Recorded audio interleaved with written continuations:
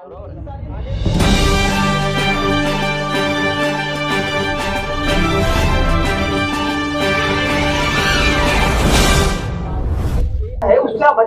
ऐसा है ना, आप कुछ भी मेरे को यहाँ का टेक्निकल सवाल पूछेंगे, विकासात्मक बात पूछेंगे, मैं फालतू जगह पे अपना मुंह लगाने वाला आदमी नहीं। मेरे को नहीं मालूम, मैं नहीं बोल रहा हूँ। मैं आपने जिस तो टेक्निकल सवाल विकासात्मक मुद्दा पूछा, मैं क्या अभी सर्वज्ञानी नहीं है ना? मेरे में और रोहित पवार में फर्क है कि नहीं? मैं हर जगह मुंह डालने वाला आदमी नहीं है, जितना मालूम है उतना। हम जो बता रहे हैं इसका कारण ऐसा है कि आज जो क्रांति की शुरुआत हो गई है, ऐसा नहीं है कि सब बदल गया है। सब बदल गया ऐसा मैं नहीं कहता, मेरा ये दावा नहीं है। लेकिन जो लोग आज प्रधानमंत्री के रेस में हैं, वो लोग उतने कैपेबल नहीं है कि देश को आगे ले जा सके। ये बात हमने सोचनी चाहिए। आप नमस्कार, अस्सलाम वालेकुम, आदाब। मैं हूं यूसुफ अली, आप देख रहे हैं सेफ न्यूज लाइव। आइए नजर डालते हैं आज की खास खबर पर। दोस्तों, चुनाव के माहौल में नेता लोग आते हैं, बड़े बड़े दावे करते हैं और उन दावों में बड़ी बड़ी जनसभाएं होती है। हाल ही में वसई में काफी बड़ी सभा हुई, जिसमें भारतीय जनता पार्टी के दूसरे नंबर के नेता, देश के गृह मंत्री अमित शाह आए। अमित शाह ने भी बड़े बड़े विकास के दावे किए। हालांकि इस दावों के दौरान अमित शाह की जुबान भी फिसल गई या उन्हें गलत जानकारी भी दी गई, जो कि बाद में शायद उनके लिए मुश्किलें खड़ी कर सके। अमित शाह ने अपने एक बयान में कहा कि वाड़वन बंदरगाह प्रोजेक्ट के लिए केंद्र सरकार ने 76,000 रुपए दिए। मोदी जी ने ढेर सारे काम करे हैं। वाड़वन पोर्ट बनाने के लिए 76,000 रुपये का आवंटन किया। जेएनपीटी का विकास हो रहा है। 6.5 लाख कंटेनर की क्षमता। अब सवाल यह कि 76,000 रुपए में कौन सा इतना बड़ा प्रोजेक्ट बनता है।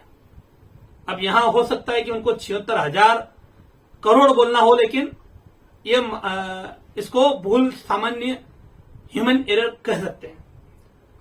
लेकिन ये उन्होंने बात अपनी जुबान से निकाल के कहीं ना कहीं यहां वाड़वन बंदर के मुद्दे को हवा दे दी। और अब एक बात उन्होंने खुद अपने मुंह से कबूली दे दी कि केंद्र सरकार और भारतीय जनता पार्टी वाड़वन बंदर को यहां प्रोजेक्ट को लाने के मूड में है। खैर, वाड़वन बंदर का विषय अलग है। हम यहां अभी बात कर रहे हैं, चर्चा कर रहे हैं। तो पिछले दिनों आपने देखा नीतीश राणे की हमने एक प्रेस कॉन्फ्रेंस, हमने वीडियो लगाया था, सबने वो कवरेज की थी। काफी लंबा वो उनका नीतीश राणे का प्रेस कॉन्फ्रेंस था। उनको यहां वसई में पर्यवेक्षक बनाया, सह पर्यवेक्षक बनाकर भेजा गया है।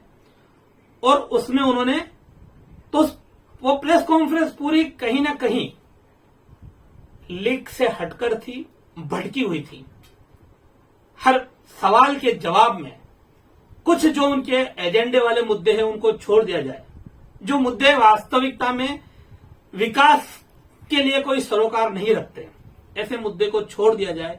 तो बाकी के मुद्दों पर, खासकर स्थानिक मुद्दों पर नीतीश राणे, मुझे नहीं मालूम, आप मुझसे सवाल मत कीजिए, मैं नहीं जानता, इस तरह के बयान ही दे पाए। आपने वो देखा होगा, नहीं तो एक छोटा सा क्लिप आगे आप देखना। तो नीतीश राणे की प्रेस कॉन्फ्रेंस हुई, उसमें पूरी तरह से वो प्रेस कॉन्फ्रेंस एक फ्लॉप शो कही जाएगी। जो एजेंडा है बीजेपी का सेट किया हुआ, उस पर वो काफी कुछ बोले और जोर शोर से बोले, लेकिन उस एजेंडे से देश का विकास होगा क्या, यह सवाल बड़ा है।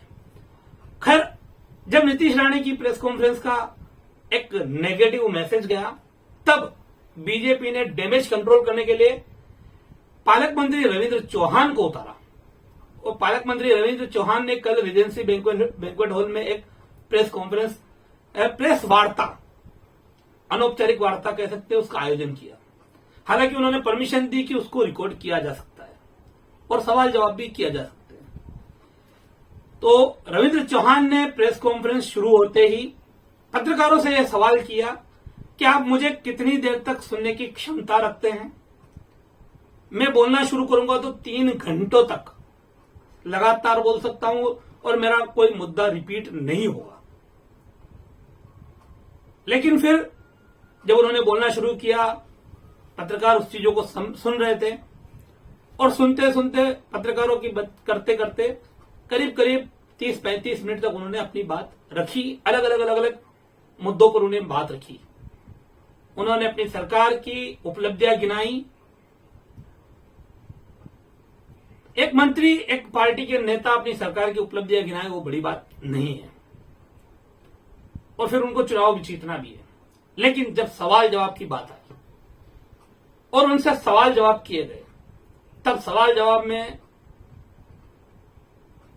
सवाल के जवाब देने में कहीं ना कहीं पालक मंत्री रविंद्र चौहान पूरी तरह से फ्लॉप हो गए, फेल हो गए। क्योंकि पालक मंत्री ने अपने भाषण में कई आंकड़े रखे, कई चीजें रखी। उन्होंने ऐसा कहा कि पिछली सरकार में बोफोर्स घोटाला हुआ था, हमारी सरकार में कुछ नहीं हुआ। पिछली सरकार में किसानों को कुछ नहीं मिलता था, हमने 2000 रुपए किसानों को किसान सम्मान निधि देने का शुरू किया। पिछली सरकार में ए राजा थे, उन्होंने स्पेक्ट्रम घोटाला किया, हमने सबसे सस्ता इंटरनेट दिया। मतलब ऐसे कई चीजें हैं उन्होंने बोली। उसके ऊपर जब उनसे सवाल किया गया कि आपने यहां एक माने में एक पर्दे के दो पहलू में से एक पहलू दिखाया, आपने अपनी सरकार की बात कही, पिछली सरकारों 2014 के पहले की सरकार की आपने क्रिटिसाइज की, लेकिन आपकी सरकार के अंदर हुए कुछ ऐसे चीजें, मामले हैं, उनके बारे में कुछ नहीं बोला। जैसे कि राफेल की बात नहीं की, जहां वो बोफोर्स की बात करे तो राफेल की बात नहीं की। भ्रष्टाचार की बात करे तो भ्रष्टाचार में कि आज भ्रष्टाचार खत्म हुआ है। तो उनको सवाल किया गया कि कौन से सरकारी कार्यालय में बिना पैसे दिया एक भी काम होता है, इस पर जवाब नहीं दे पाए। जवाब उन्होंने दिया लेकिन कुछ ट्विस्ट करके अलग ही दिशा में मोड़ दिया। फिर उन्होंने कहा कि हमने किसान को किसान सम्मान निधि देने का काम किया। तो उनको पूछा गया कि आपने ये आंकड़ा बताया, ठीक है, लेकिन देश में इस समय खासकर महाराष्ट्र में कई किसानों ने आत्महत्या की, उसका आंकड़ा आपने क्यों नहीं बताया? तो इस पर भी वो कुछ बोल नहीं पाए। तो कमोबेश यही हालत रही कि जो सवाल उनको पूछे गए थे उस सवाल पर जवाब देने की जगह वो गोल मोल घुमाते रहे। ये वीडियो भी काफी लंबा हो चुका है अब तक। आगे भी इस वीडियो में नीतीश राणा के बयान के कुछ हमने अंश डाले हैं, वो देखना आप। और पालक मंत्री रविंद्र चौहान, उनसे किए गए सवाल के कुछ अंश हम यहां डाल रहे हैं, वो देखना अंत तक देखोगे तभी आपको पूरी पिक्चर समझ में आएगी।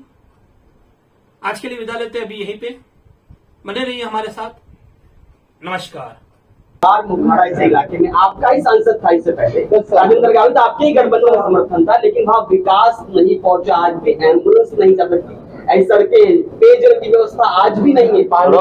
आगे क्या कर देते हैं। और जिस तरह से हिंदुत्व की बात है वो निश्चित रूप से होनी चाहिए, आपका एजेंडा हो सकता है, लेकिन विकास जो प्रमुख एजेंडा है आपका, लेकिन बावजूद इसके आप यही पूर्ण सांसद रहे हैं, यहाँ पर आपके ही समर्थन उन्होंने कोई विकास क्षेत्र में जवाहर मुखाड़ा की तरफ चले जाएगी, बहुत गंभीर समस्या है। देखिए, कोई भी सांसद, मैं भी एक एरिया का एमएलए हूँ, मैं 10 साल से मेरे एरिया का एमएलए हूँ। मैं ये नहीं क्लेम करता कि मैंने यहाँ मेरे कॉन्स्टिट्यूंसी का, मतदार संघ का 100% विकास किया है, मैं ये नहीं क्लेम करता। मेरे खुद के मेरे कॉन्स्टिट्यूंसी में 263 विलेज है। वैसे ही कोई भी अगर सांसद चुन के आया होगा तो 5 साल में उसने 100% विकास किया, ऐसा कोई भी क्लेम नहीं कर सकता। कुछ भाग रहे, एक मिनट, आपने पूछा ना मेरा, फिर आप बाद में कीजिए ना, एक मिनट, मेरा बीच में नहीं सर, उनका हक है, उनको जवाब दूंगा, फिर आपके पास आऊंगा ना, मैं ऐसे किसको अन्याय नहीं करूंगा। तो इसलिए मैं बोल रहा हूँ 5 साल में वो शायद इधर कम ज्यादा रहेंगे, हम नहीं बोलते कि उन्होंने 100% विकास किया।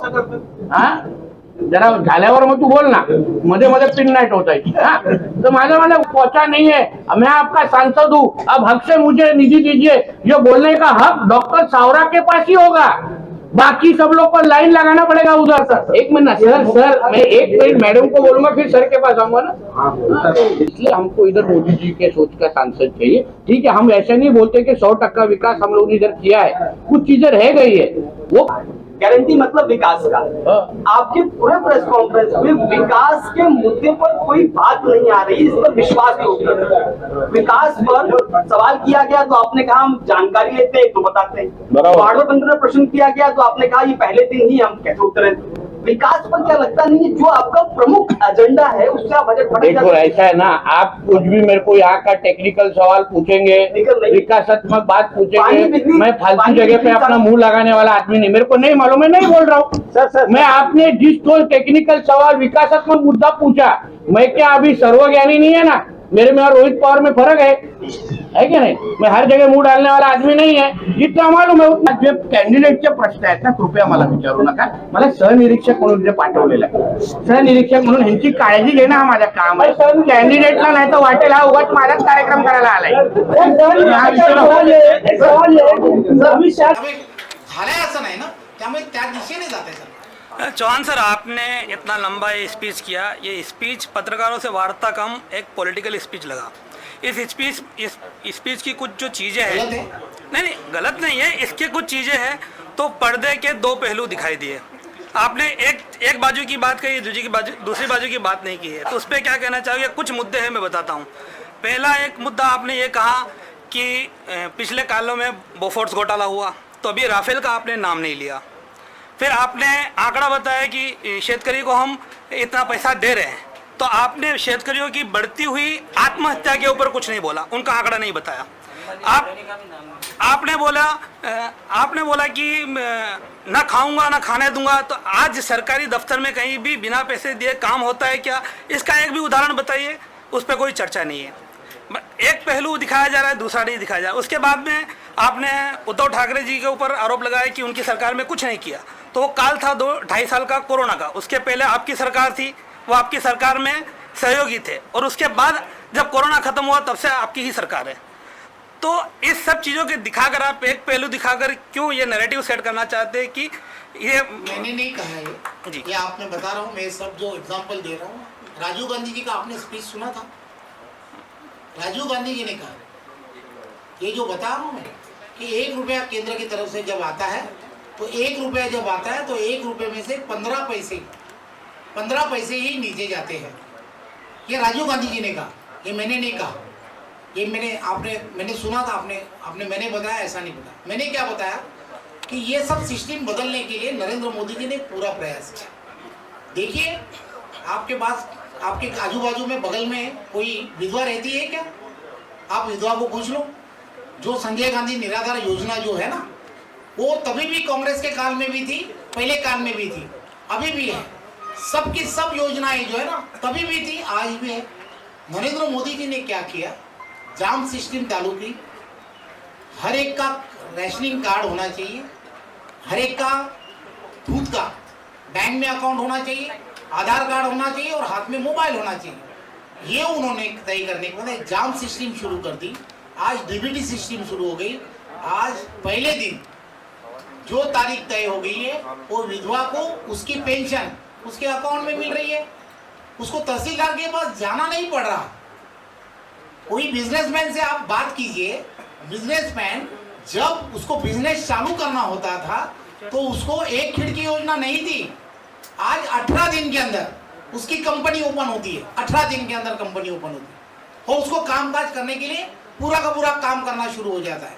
ये जो है ना, इसको ऑनलाइन पद्धत जो है ना, जिसको डायरेक्ट करने का काम, तुम आज पोर्टल जब ओपन करते हो तो ये सब चीज़ें हमें करने के लिए एकदम, देखो मैं ऐसा दावा नहीं करता कि क्या होगा और क्या नहीं, मुझे मालूम नहीं। इसमें से ये जो बैठा है ना बंदा, ये मेरे पास देखते वक्त मैं उससे नजर देख रहा था तो मुझे ऐसा लग रहा था कि वो पॉजिटिव सोचने शुरू कर दिया। ये जो है ना सफेद कपड़े डाल के बैठा है, तो मालूम नहीं मुझे क्यों ऐसा सोचा, मुझे मालूम नहीं। लेकिन मैं उसकी जब चेहरा देख रहा था, अब मैं बात कर रहा था, तो मुझे ऐसा लग रहा था कि ये पॉजिटिव सोचने शुरू कर रहा है, इसके अंदर ऐसी पॉजिटिव वेव्स आने शुरू कर दिए, ऐसा मुझे लग रहा है। मुझे मालूम नहीं कि जन जागृति जिसे कहते हैं उसे क्या कहते हैं। इस देश में प्रधानमंत्री होने के पहले ऐसा कभी नहीं हुआ था।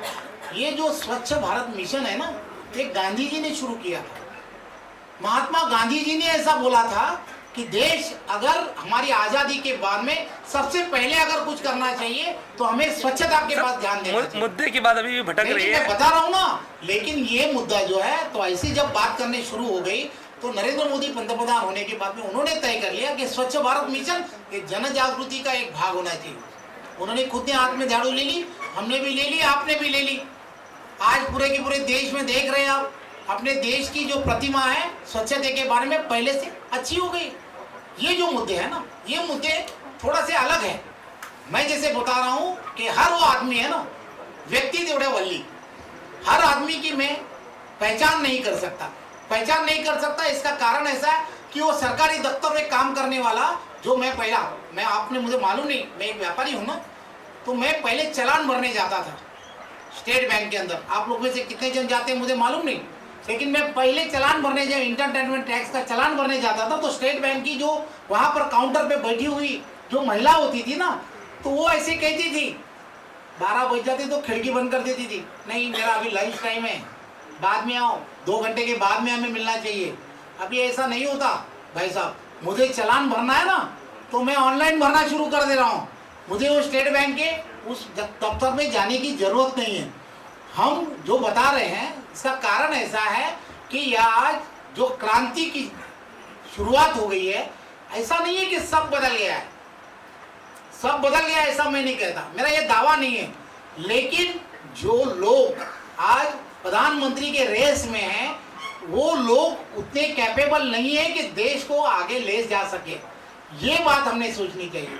अब मैं धर्म के बारे में नहीं बोलता, लेकिन ऐसा नहीं है ना, सबका साथ सबका विकास, ऐसा सोचते हुए उन्होंने ऐसा कभी नहीं सोचा कि ये 80 कोटी जनता जो है, गरीब जनता है, इसे किसी को इसको ही खाना देना चाहिए, इसको ही देना चाहिए अनाज, ऐसा नहीं सोचा। ये जो सोच है ना, सबका साथ सबका विकास, ये जो सोच है ना, ये बहुत अलग तरीके से सोच थी। इसलिए ये बहुत जरूरी है। मैंने ये दोनों मुद्दे रखे कि ये क्यों हुआ और ये क्यों नहीं हुआ। मैं बता रहा हूँ ना कि मुझे ये क्यों नहीं हुआ, ये क्यों नहीं हुआ, इसका कारण भी है, यही है।